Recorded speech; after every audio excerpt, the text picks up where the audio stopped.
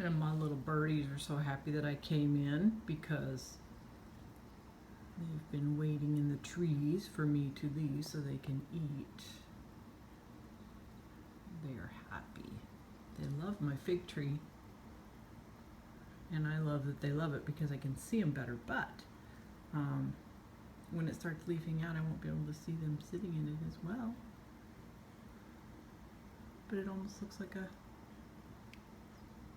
bird tree.